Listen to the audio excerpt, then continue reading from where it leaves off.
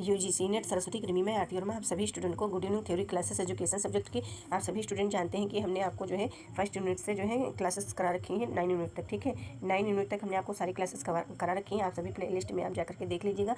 जैसे कि unit first की प्ले लिस्ट आपको मिलेगी जिसमें सारी क्लासेस आपकी होंगी। ठीक है, सारी क्लासेस हमने कवर कराई हैं। ठीक है, वो आप देख लीजिएगा। मतलब जितनी क्लासेस होंगी समथिंग 4 या 5 क्लासेस होंगी, 4 या 5 6 से अधिक तो होंगी नहीं। ठीक है, और यूनिट के हिसाब से होंगी। यदि लॉन्ग यूनिट आपकी लंबी यूनिट है मतलब बड़ी यूनिट है तो आपको जो है समथिंग ज़्यादा क्लासेस होंगी, वरना जो है सिर्फ 4 5 या 6 समथिंग क्लासेस मिलेंगी। और यहाँ पे हम बात करने वाले हैं कि जो है आपका 10 यूनिट है जिसमें हमने आपको पढ़ाया है प्रथम अध्याय हमने आपको पढ़ा दिया है। ठीक है, हमने आपको प्रथम अध्याय पढ़ा दिया है, सेकंड अध्याय पढ़ा दिया है। तो यहाँ पे आप सभी स्टूडेंट को आता ही है। ठीक है, समावेशी शिक्षा उदाहरण सिद्धांत नीति जितनी हेडिंग्स इसके अंतर्गत आती है हमने सारी कवर कराने की कोशिश करी है। और ये जो आपका सेकंड अध्याय इसमें भी हमने आपको अच्छे से पढ़ा रखा है। और यहाँ पे थर्ड अध्याय जो आपका है आज की क्लास में इसको पूरा कवर करने की कोशिश करेंगे। ठीक है, और आप अच्छे से इसको पढ़िएगा, इंपॉर्टेंट है। और इसको भी जल्दी ही कवर कराने की कोशिश करूँगी इसको भी।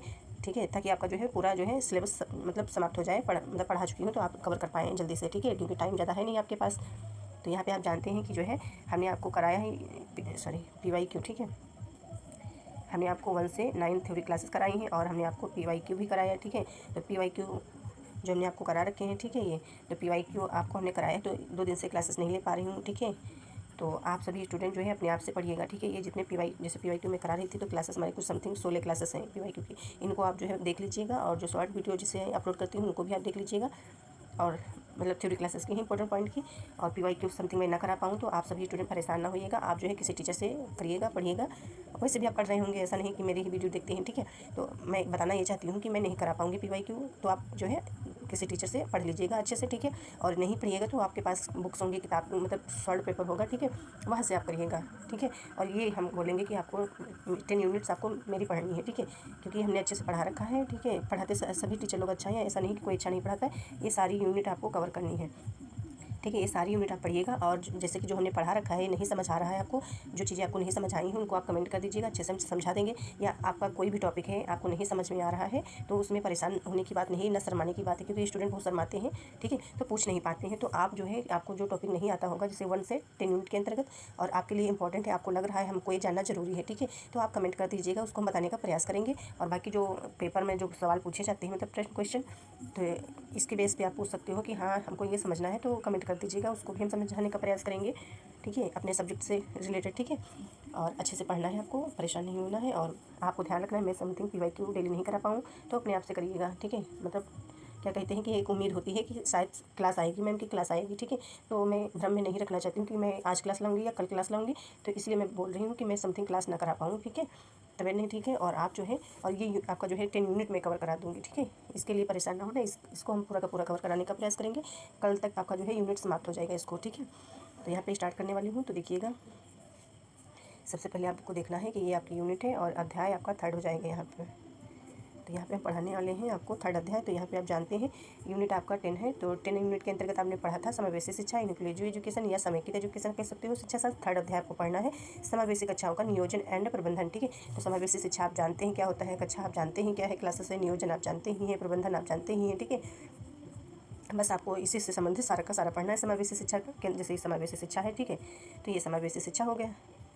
अब इसको जो है किससे रिलेटेड, कक्षा, नियोजन, प्रबंधन, सारा इसी में आपको पढ़ना है। यहाँ से स्टार्ट करेंगे। देखिएगा, यहाँ पे देखना है आपको, ये आपका हो जाएगा 10 यूनिट समावेशी शिक्षा। 3rd अध्याय हो गया समावेशी कक्षाओं का नियोजन एवं प्रबंधन। डिटेल में पढ़ाएंगे नहीं। ठीक है, और यहाँ पे देखिएगा ये हेडिंग्स आपकी हो जाएगी समावेशी कक्षाओं का नियोजन, इसको आपको पढ़ना है। समावेशी कक्षाओं का प्रबंधन आपको पढ़ना है। इसके बाद जो है ये सारी हेडिंग्स आएंगी इसके अंतर्गत। समावेशी शिक्षा में अनुदेशात्मक व्यवहार हो जाएगा। ठीक है, असमान विद्यार्थियों के लिए पाठचर्या। असमान मतलब अक्षम बालक जो सक्षम नहीं होते हैं काम करने के लिए या पढ़ने लिखने के लिए, मतलब किसी चीज़ के लिए। ठीक है, सक्षम नहीं मतलब अक्षम है। ठीक है, सक्षम वो होते हैं जो स्वस्थ और जो है क्या कहते हैं अपना काम कर पाएँ। ठीक है, सक्षम। असमान अभी पढ़िएगा समझ में आ जाएगा। असमान मतलब डिसेबिलिटी जिसे बोलते हैं। ठीक है, असमान, अक्षम। असमान विद्यार्थियों शिक्षार्थियों, विद्यार्थी कहिए या आप शिक्षार्थी कह सकते हो, मतलब विद्यार्थी शिक्षार्थी है, आप ही लोग हैं, हम ही लोग। ठीक है, जो हमें टीचर पढ़ाते हैं वो शिक्षक होते हैं। ठीक है, और यहाँ पे देखिएगा सहायक व अनुकूल प्रौद्योगिकी। इसके बाद आपकी हेडिंग 3rd हेडिंग आपकी आती है, ये अक्षम लिखा हुआ है, अक्षम या असमान कह सकते हो। तो अक्षम छात्रों व समावेशी कक्षा कक्ष की प्रक्रिया। ठीक है, ये हो जाएगी जिसके अंतर्गत ये सारी हेडिंग्स आपकी आ रही हैं। ठीक है, व्यक्तिगत, यहाँ पे व्यक्तिगत कहिए व्यक्तिगत शिक्षा, व्यक्तिगत शिक्षा योजना हो जाएगा। उपचारात्मक शिक्षण, उपचारात्मक आप जानते हैं। समावेशी शिक्षा में माता पिता पेशेवरों की भागीदारी। समावेशी शिक्षा में सहकर्मी की भूमिका, ठीक है। सहकर्मी आप जानते हैं, सहकर्मी शिक्षा में मतलब शिक्षक दूसरे शिक्षक की जो है साथ मिलकर के बच्चों को पढ़ाते हैं, ठीक है। समावेशी शिक्षा में सहकर्मी की भूमिका मतलब साथ साथ अध्यापक साथ में मिलकर पढ़ाएं। समावेशी शिक्षा में अध्यापकों की भूमिका, यानी कि जो समावेशी शिक्षा दिया गया है तो समावेशी शिक्षा जो होती है उसमें अध्यापक की क्या भूमिका होगी और समावेशी शिक्षा में जो है विद्यालय की क्या भूमिका होगी। कहने का मतलब ये है कि जो समावेशी शिक्षा ये होती है, ठीक है, ये आपका समावेशी शिक्षा में जो है विद्यालय की क्या भूमिका होती है, शिक्षक की यानी टीचर की क्या भूमिका होती है, ये सब चीज़ें हैं, ठीक है। यही पढ़ना होता है आपको। और यहाँ से देखिएगा थोड़ा थोड़ा हम पढ़ाएंगे और अपने आप से पढ़ लीजिएगा। यहाँ पे देख सकते हो, ये हमारे जीवन में प्रत्येक वह कार्य सफल होता है जिसे हम नियोजित रूप से कार्य करते हैं, चाहे वह कार्य साधारण हो या विशेष हो। शिक्षा हमारे जीवन में महत्वपूर्ण स्थान रखती है, इसीलिए सफल जीवन के लिए शिक्षा से जुड़े सभी तथ्यों का नियोजन जो है अनिवार्य हो जाता है। यहाँ इनके अनुसार परिभाषा देखिएगा हमने इसके अनुसार। कक्षा कक्ष एक ऐसा स्थान है, यानी कि कक्षा कक्ष, ठीक है, जहाँ पे आप पढ़ते हैं, स्कूल में कह सकते हो या कोचिंग सेंटर में जहाँ पे जब बैठ के पढ़ते हो सभी स्टूडेंट।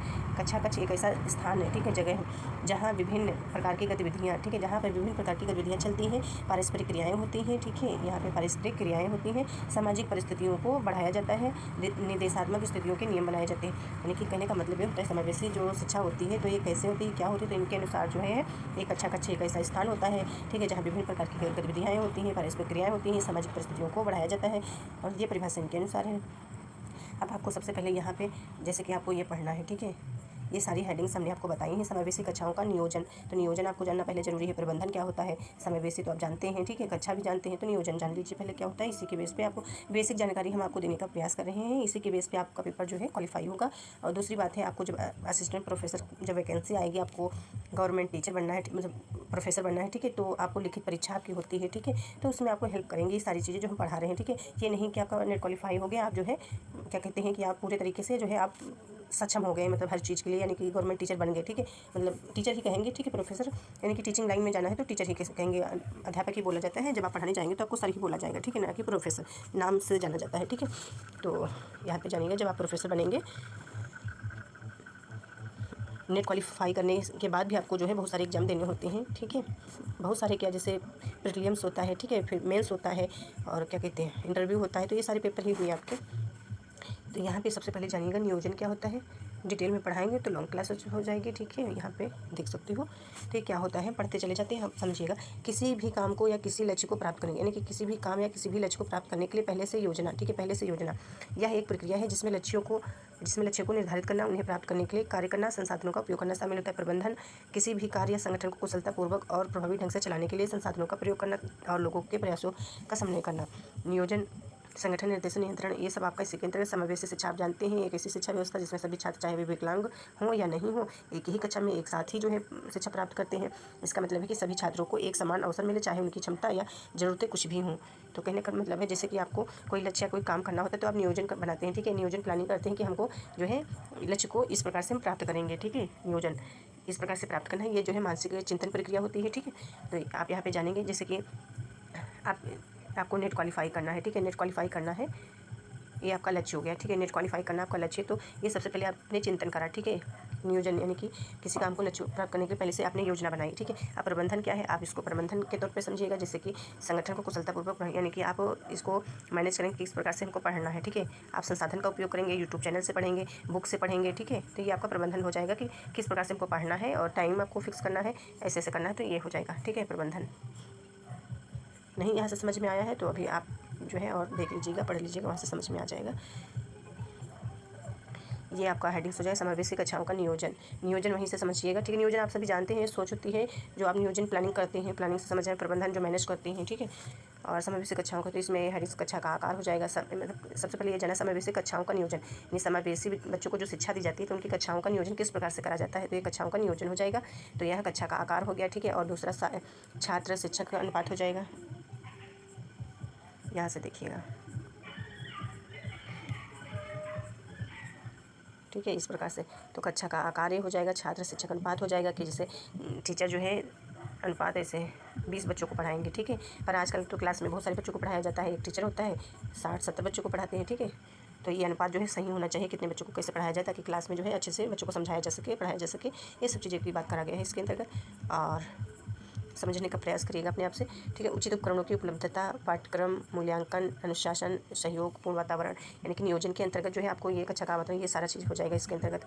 समावेशी कक्षाओं का नियोजन के अंतर्गत, ठीक है। समावेशी कक्षाओं का प्रबंधन, तो ये प्रबंधन तो इसमें शिक्षक एक मुख्य घटक, विद्यार्थी कक्षा का द्वितीय घटक, ठीक है। स्वतंत्र चर, आश्रित चर, अन्य घटक या अवरोधक घटक और अवरोधक चर हो जाएगा। और इसके अंतर्गत जो है कक्षा का प्रबंधन को प्रभावित करने वाले कारक ये इसके आएगा। आपको बस इतना याद रखना है कि समावेशी कक्षाओं का प्रबंधन, ठीक है। यानी कि समावेशी कक्षाएं ये जो होगी समावेशी कक्षा, इसमें नियोजन बोला गया है। समावेशी कक्षाओं का प्रबंधन आप कैसे करेंगे ये बताया गया है, ठीक है। मैनेजमेंट कैसे करेंगे, इसमें प्लानिंग कैसे करेंगे समावेशी कक्षा की। कक्षा प्रबंधन को प्रभावित करने वाले कारक, सही कक्षा प्रबंधन के ध्यान देने योग्य बातें, समावेशी विद्यालय एवं कक्षा की आधार संरचना हो जाएगी। और ये इंपॉर्टेंट है आपका मांसपेशीय गत्यात्मक क्षमता युक्त बालकों के लिए। और इसके बाद इसी के अंतर्गत आपको देखना है यहाँ पे ये जो दिया गया है, तो जैसे कि आपने यहाँ पे देखा था ये नियोजन, और ठीक है। और यहाँ पे आप देख लीजिए ये हेडिंग्स, यहाँ पे ये हेडिंग्स आपके हो जाएंगी। इसके अंतर्गत सभी छात्रों के लिए एक समान सीखने का माहौल, सहायक और सकारात्मक कक्षाओं का समय, ये सारा आपको पढ़ लेना है आपको, ठीक है। और ये इसी के अंतर्गत हेडिंग्स आती हैं सारी, ठीक है। तो समावेशी शिक्षा में अनुदेशात्मक जो है व्यवहार हो जाएगा। और असमान अक्षम विद्यार्थियों के लिए पाठचर्या, इसके अंतर्गत सारी हेडिंग्स, मतलब पाठ्यक्रम क्या होगा विद्यार्थियों के लिए असमान अक्षम, मतलब आपको बस इतना याद रखना है समावेशी यानी कि समावेशी शिक्षा से संबंधित है तो कैसा क्या पाठ्यक्रम होगा, कैसा अनुदेशात्मक व्यवहार होगा समावेशी शिक्षा का पाठ्यक्रम। इसके अंतर्गत आपको देख लेना है गणित, भाषा, विज्ञान, सामाजिक विज्ञान, कला, क्राफ्ट, संगीत, स्वास्थ्य, स्वच्छता, योग, ये सब पढ़ाया जाएगा। असमर्थ विद्यार्थियों के लिए सहायक व अनुकूलन, प्रौद्योगिकी, ठीक है। ये सारे टॉपिक्स इसके अंतर्गत होंगे। और यहाँ पे दो बार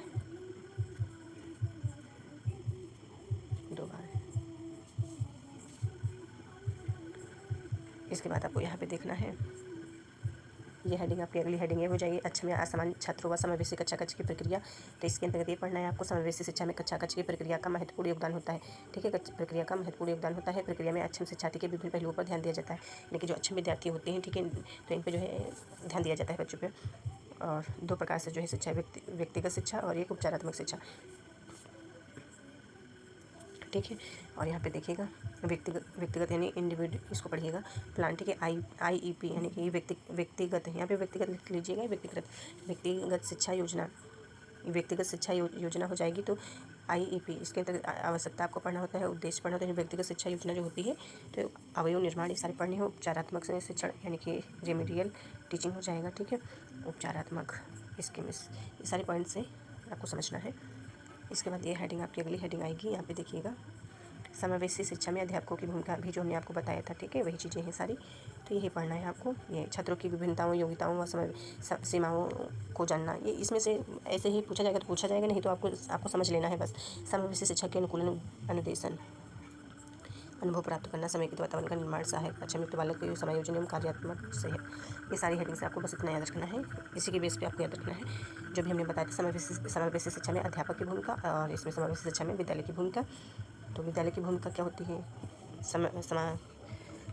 समेकित या समावेशी कह सकते हो शिक्षा, व्यक्तित्व का विकास छात्रों के, ठीक है, विद्यालय में पढ़ेंगे, ठीक है, तो व्यक्तित्व का विकास होगा। अदर बच्चों की क्रियाशीलता का विकास, सारे बच्चों के साथ रहेंगे, एक्टिव रहेंगे, अच्छे से पढ़ेंगे, ठीक है। व्यवहार, ज्ञान प्रबल, ठीक है, ये सारी इसके अंतर्गत हेडिंग आएंगी। और यहाँ पे जो है इसका क्या इसकी बात करी गई थी, इसको हमने बताया है, बार बार नहीं बताएंगे, ठीक है, तबियत ठीक नहीं मेरी। तो ये बाकी चीज़ें वही हैं जो हमने आपको पहले बता रखा, वहाँ से नहीं समझ में आया है नियोजन का अर्थ। यहाँ से समझ लीजिए किसी भी काम को या किसी लक्ष्य को प्राप्त करने के लिए पहले से योजना बनाना पड़ता है। यह प्रक्रिया है जिसमें लक्ष्यों को निर्धारित करना, उन्हें प्राप्त करने के लिए कार्य करना, संसाधनों का उपयोग करना। लक्ष्य निर्धारित करना, कार्य योजना, संसाधनों का उपयोग।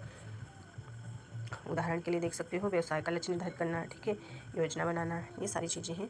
प्रबंधन का यहाँ पे देख सकते हो, तो प्रबंधन से तात्पर्य किसी भी कार्य संगठन को, यानी कोई कार्य करते हो या, ठीक है, या कोई संगठन हो गया, ठीक है, तो कुशलतापूर्वक प्रभावी ढंग से चलाने के लिए, ठीक है, यहाँ पे संसाधनों का उपयोग करना, लोगों के प्रयासों का समन्वय करना हो जाएगा। यहाँ से नहीं समझ में आ रहा है तो डिफरेंस के तौर पे आप समझ सकते हो, यहाँ से समझ सकते हो, ठीक है, यहाँ से अच्छे से आपको समझ में आ जाएगा। तो ये नियोजन हो जाएगा, ठीक है, ये प्रबंधन हो जाएगा। भविष्य की गतिविधियों की योजना बनाना, लक्ष्यों का निर्धारण होता है, ठीक है, यानी कि नियोजन और योजना को क्रियान्वित करना, संसाधनों का उपयोग करना, ठीक है, लक्ष्य को प्राप्त करना। यहाँ पे चिंतनशील होती है, ठीक है, और योजना बनाना, क्रियाशील, क्रियान्वित करना, लक्ष्य और उद्देश्यों को निर्धारित करना, इसमें योजना के अनुसार कार्य करना होता है, ठीक है, जो आपने योजना बनाई, जो आपने लक्ष्य रखा है उसके अनुसार आपको कार्य करना होता है। नियोजन में आपको लक्ष्य को चुनना होता है। बहुत सारे पॉइंट्स हैं, ये सारा देखिएगा, यहाँ पे समावेशी कक्षा का नियोजन का अर्थ हमने आपको बताया है, समावेशी कक्षा का प्रबंधन का अर्थ, ये सारी चीज़ें हो जाएंगी। डिफरेंस में कहीं पे लिखा हुआ है यहाँ पे, वहाँ से नहीं समझ में आए तो यहाँ से आप समझिएगा। यहाँ पे समावेशी कक्षा नियोजन, समावेशी कक्षा प्रबंधन, ठीक है। तो यहाँ से कक्षा के लिए एक रूपरेखा तैयार करना होता है, पाठ्यक्रम को सभी छात्रों के लिए सुलभ बनाना होता है, कक्षा के शिक्षण और सिखाने के वातावरण का प्रबंधन करना होता है। ये सारी चीज़ें हैं, अच्छे से इसको आपको कवर कर लेना है सारा। ये कक्षा यहाँ पे जो दिया गया है, ये कक्षा प्रबंधन को प्रभावित करने वाले कारक हैं, ठीक है, प्रभावित करने वाले कारक। ये हेडिंग्स यहाँ पे आपकी है, सही कक्षा यानी कि सही कक्षा प्रबंधन के लिए आपको कुछ बातों को ध्यान रखना है, सही तरीके से आपको कक्षा चलाने के लिए, ठीक है। कक्षा के माहौल का ध्यान रखना होता है, छात्रों के साथ सकारात्मक व्यवहार करना, स्पष्ट नियम प्रक्रिया निर्धारित करना, ये सारी चीज़ें आपको ध्यान रखनी है। यहाँ से देख सकते हो, ठीक है, ये सारी चीज़ें आपको देख लेना है। ये तो वही, और ये देख लेना है मांसपेशी क्षमता वाले बच्चों के लिए विशेष सब, ये नहीं, यहाँ से हम देख लीजिए थोड़ा, एक हेडिंग समथिंग छूट रही है आपकी इसके अंतर्गत में लग रहा है। तो यहाँ पे देखिएगा, मांसपेशी या क्षमता वाले बच्चों के लिए विशेष रूप से अनुकूलित सामग्री का इस्तेमाल करना महत्वपूर्ण, ताकि वे अपनी क्षमता के अनुसार सीख सकें, बढ़ सकें। इसमें समायोजित शिक्षण सामग्री, सहायक उपकरणों, विशेष में शैक्षिक तकनीकें शामिल होती हैं। इसको न पढ़िए, आप यहाँ से देख लीजिएगा जो इम्पोर्टेंट हुआ आपके लिए।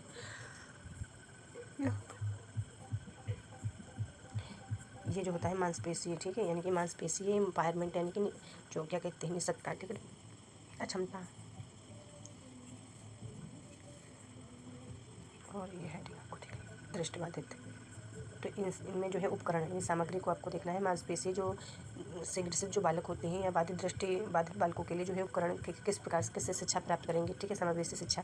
तो ब्रेल मशीनें होती हैं, बोलती किताबें होती हैं, स्क्रीन रीडर जैसे उपकरण, ठीक है, उपकरण व्यक्तियों को पढ़ने लिखने में मदद करते हैं। इसी प्रकार से इसमें हो जाएंगे व्हील चेयर क्रैश, यानी कि मांसपेशी यानी कि चलने फिरने में दिक्कत जो होती है, ठीक है। शारीरिक प्रॉब्लम्स, कृत्रिम अंग जैसे उपकरण व्यक्तियों को गतिशील और कार्यक्षमता में सहायता प्रदान करते हैं। इस प्रकार से आप समझ लीजिए। इसी प्रकार से श्रवण बाधित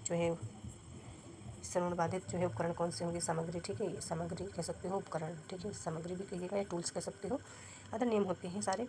और वाक दृष्टि यानी कि वाणी, ठीक है, बोलने में दिक्कत होती है, तो इन प्रकार के बच्चों के लिए सामग्री क्या होगी, टूल्स क्या होंगे, उपकरण, ठीक है, टूल्स, इसे टूल्स कहिए या सामग्री कहिए, ठीक है, कुछ भी कह सकते हो।